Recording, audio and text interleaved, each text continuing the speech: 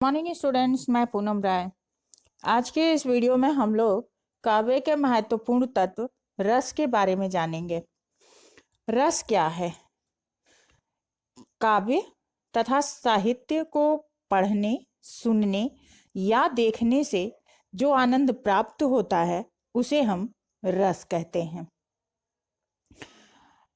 भरत मुनि के अनुसार विभावानुभाव व्यभिचारी संयोगाद्रस निष्पत्ति। इसका तात्पर्य यह है कि भाव अर्थात भाव उत्पन्न करने वाले जो साधन हैं, विभाव अर्थात पात्रों की जो चेष्टाएं हैं, तथा व्यभिचारी यानी वो भाव जो हमारे मन में तुरंत आते हैं और फिर नष्ट हो जाते हैं। ये बार बार आते और जाते हैं, विभिन्न भावों में परिवर्तन होता है। तो ये संचारी भाव, इन सब के मिलने पर रस की उत्पत्ति होती है। अब हम जानते हैं कि भाव क्या है। भाव मनुष्य के मन में उत्पन्न होने वाले वो विचार जो स्थायी रूप से उसके अंदर मौजूद होते हैं और कुछ तत्वों को पाने के बाद उनमें वृद्धि होती है, तो उसे हम भाव कहते हैं। भाव दो प्रकार के होते हैं, स्थायी भाव और संचारी भाव। स्थायी भाव 9 प्रकार के माने गए हैं: रति, उत्साह, वीर, वैराग्य, शोक, क्रोध, भय, घृणा, विस्मय और हास। ये 9 प्रकार के रस माने गए हैं। इनमें रति से श्रृंगार रस की उत्पत्ति होती है, उत्साह से वीर रस की उत्पत्ति होती है, वैराग्य से शांत रस, शोक से करुण रस, क्रोध से रौद्र, भय से भयानक, घृणा से विभत्स और विस्मय से अद्भुत तथा हास से हास्य रस की उत्पत्ति होती है। वात्सलता को भी कुछ लोग रस मान लेते हैं। वैसे इसको वैराग्य के अंतर्गत ही माना जाता है, क्योंकि वात्सल्य रस या भक्ति रस शांति प्रदान करता है, लेकिन अनेक विद्वान इसे एक अलग रस के रूप में मान्यता देते हैं। तो इस प्रकार वत्सलता से जो स्थायी भाव होता है उससे उत्पन्न रस होता है वात्सल्य या भक्ति रस। इस प्रकार कुल 10 और मुख्य रूप से 9 रस होते हैं और ये विभिन्न अस्थायी भावों से उत्पन्न होने वाले रस हैं। संचारी भाव ये क्या है? संचार, जैसा कि नाम से ही स्पष्ट हो रहा है कि इनकी प्रकृति चंचल होती है, यानी ये मन में आते हैं और तुरंत विलुप्त भी हो जाते हैं। इनकी संख्या 33 होती है। मन में अनेक प्रकार के भाव आते हैं, जैसे ईर्ष्या उत्पन्न होती है, हर्ष है, क्रोध है, उग्रता है, चिंता है, स्मृति है, जड़ता है। इस प्रकार अनेक भाव होते हैं जो मन में आते हैं और तुरंत नष्ट हो जाते हैं। अब हम ये देखते हैं कि विभाव क्या है।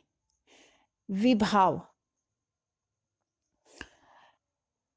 मनुष्य के मन में जो भाव उत्पन्न होते हैं उनका कुछ ना कुछ कारण होता है, जिनके कारण ये भाव उत्पन्न होते हैं। इस प्रकार विभाव को हम 3 अंगों के रूप में देख सकते हैं। पहला है आश्रय, जिसके मन में या जिसके हृदय में भाव उत्पन्न होते हैं। दूसरा है आलंबन, जिसको देखकर भाव उत्पन्न होते हैं। और तीसरा है उद्दीपन, वह परिस्थितियां या वह प्रेरणा जिसके कारण मन में भाव उत्पन्न होते हैं। अब जो आश्रय है इसके 2 भाग होते हैं। एक तो विभाव का जो अंग है वो आश्रय होता है, और दूसरा जो पाठक का हृदय होता है वो आश्रय होता है। जैसे अगर हम एक वाक्य लेते हैं कि राम को देखकर सीता के मन में अनुराग उत्पन्न हुआ। यहाँ जिसके मन में अनुराग उत्पन्न हुआ वो आश्रय होगा, तो अनुराग उत्पन्न होता है सीता के मन में, इसलिए सीता का मन आश्रय हुआ। ये विभाव का अंग है, मतलब कि सीता के मन में उत्पन्न हुआ। लेकिन इस प्रसंग को जो पढ़ेगा उस पाठक के मन में भी भाव उत्पन्न होगा, तो वहां पे सहृदय का हृदय आश्रय हो जाएगा।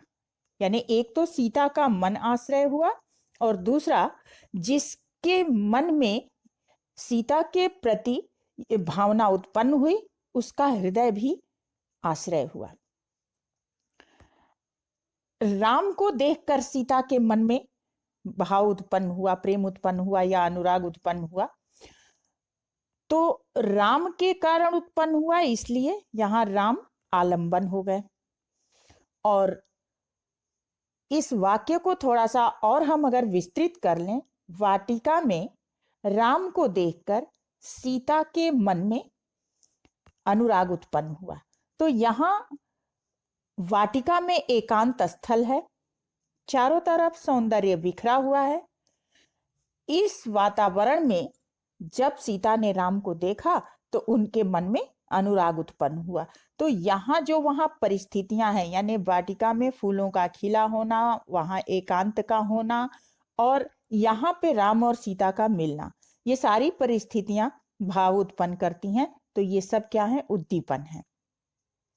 अब अनुभाव क्या है? आश्रय के द्वारा जो भी चेष्टाएं या जो भी क्रियाएं की जाती हैं उसको हम अनुभाव कहते हैं। जैसे वाटिका में राम को देखकर सीता के मन में अनुराग उत्पन्न हुआ, उनकी आंखें लगातार सीता राम को देखने लगी, चेहरे पर स्मित मुस्कान आई और हृदय में प्रेम उत्पन्न हुआ। तो हृदय में प्रेम उत्पन्न होना, आंखों का टकटकी लगाकर देखना और चेहरे पर मुस्कान आना, ये चेष्टाएं जो हैं वही अनुभाव हैं। ये तो हमारा रस हुआ। और अब हम जो रस के प्रकार देखते हैं तो इसमें श्रृंगार रस को रसराज कहा जाता है। श्रृंगार रस को रसराज की संज्ञा क्यों दी गई?